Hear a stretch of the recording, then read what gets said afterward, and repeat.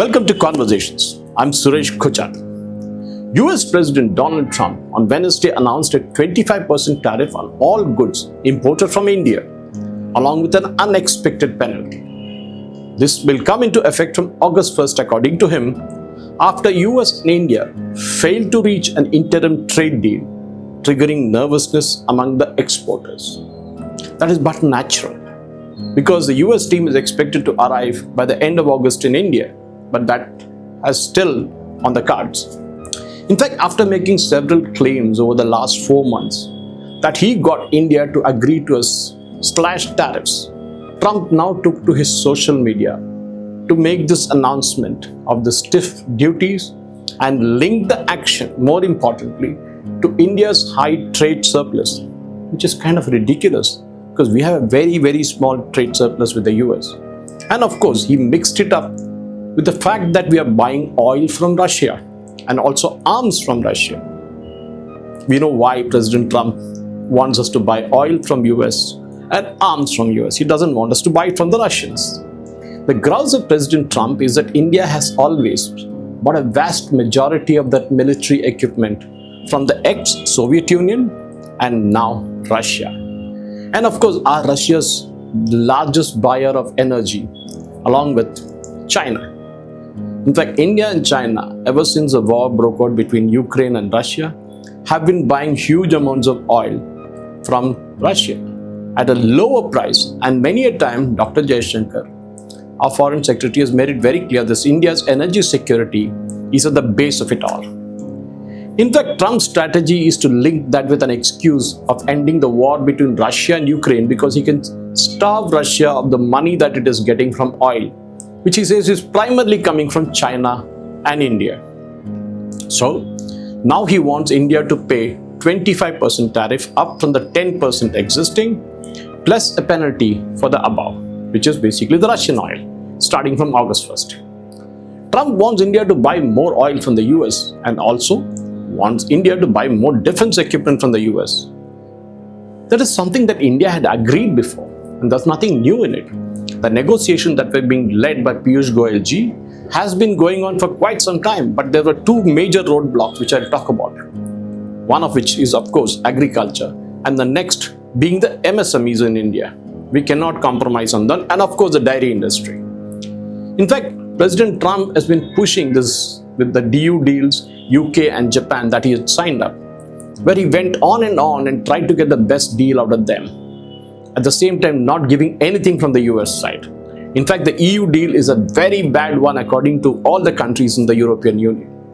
Let's come back to our story now. India's deficit with US is relatively small at just about $41 billion. Now compare that to the $270 billion with China and even the $113 billion deficit that he has with a small country like Vietnam. On the other hand, US insists that it is upset with India buying more oil from Russia, which in fact went up from 0.2% before the Ukraine-Russia war to 35 to 40% now. President Trump had earlier announced a reciprocal tariff of 26% on India. He later paused it and brought it down to 10%, which is the baseline tariff for all countries. Trump's proposed penalty has complicated the calculations for Indian businesses. Over the last 3 months, President Trump has managed to get other trading partners, as I told you before, especially the European Union, Japan, Britain, and Vietnam to sign up and open up its market to the US companies and, of course, the American defense companies, in return for lowering tariff for exports they make to the United States. At the same time, it's very, very clear that he could not make it to zero because he doesn't have the sanction from the Congress.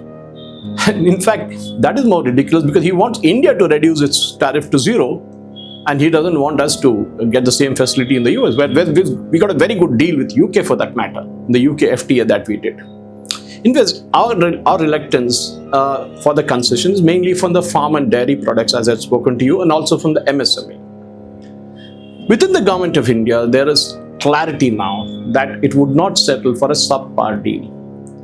And no matter if August 1st comes and goes, it will actually not bend, as Rahul Gandhi claims that Modi will do. We have to stand tough because we are a huge market, and President Trump and the US companies, more importantly, knows that well. I don't want to go back to the days of George Fernandez with Coke and what we did. Today we have McDonald's, KFC, and huge number of US companies who are selling their products in India. And if India tightens up its screws, these companies are going to kindly scream all the way to the United States. For India, of course, the main problem is going to be with textiles, leather and footwear, and lower-end auto parts.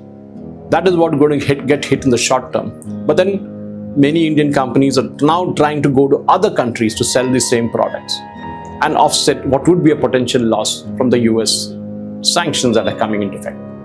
The Trump government's argument is that it does not have the legislative mandate. Of course, we don't have the legislative mandate, but then we are doing it in fair sense. But he is not willing to bring it down to zero. It's a kind of a putting a literally gun on your head and saying sign it. And he doesn't want to bring it down to zero because he knows that when he does that, the impact is going to be on the US products made in US. Even now, if pharma companies are sanctioned as per what he wants, it is the US consumers who will pay a huge amount of money because China and India are big pharma product supplying countries, and that is going to be a big problem for them. During the negotiations, in fact, India had indicated its willingness to buy large quantities of LNG, fertilizer and defense equipment from the US. But the demands from the Trump administration kept increasing. In fact, Trump repeatedly has said that he stopped the India-Pakistan war by dangling the trade thing in the front, as per Operation Sindoor. In fact, he kept on repeating it on a number of occasions. But now he finds that there was no such deal at all. So our opposition parties in India have been screaming, saying that India surrendered, now find themselves on the back foot because Modi government never agreed in the first place to any such trade deal. In fact, over the last few weeks, there was also an attempt to prepare the industry for the possible imposition of tariffs. That is the Indian industry. Well, talks with the proposed, of course, we saw the trade deal will continue with the US. We are now looking at alternative markets. And that is going to be the big thing. Because now comes the EU deal that we're going to do, which will open up the entire European economy for us. Then there's the Africa for us, the Middle East and other countries, because we need to stop kind of going after the American products and the American market. Time will tell what will happen because it's not easy to predict how President Trump thinks, because he says one for 1 week and one for next week. And that is President Trump for you. India will have to play the hard ball. There's no other going from it. And sure enough, somewhere along the way, a middle path will be struck. India needs the US industry, yes. At the same time, the US industry needs India. It's very clear. There's kind of even Stevens all the way. Thank you for watching. Jai Hind.